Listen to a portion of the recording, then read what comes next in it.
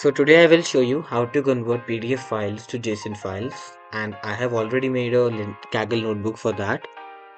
So first of all, you have to install popular utils. If you are running on Linux, Kaggle notebooks or Google Cloud, you can comment that line if you are on Windows. Next, you have to install all these libraries. This is my rest of the code.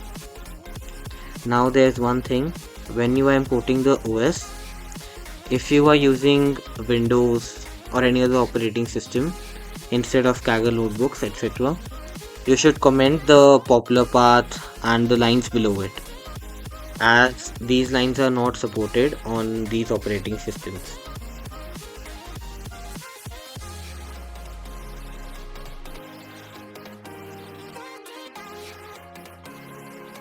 So next you can see here you should replace your directory path and your path where you want the JSONs to be.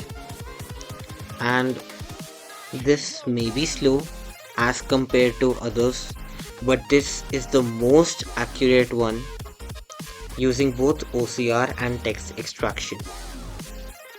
So I hope you will be able to implement this in your own code, and I hope that I helped you.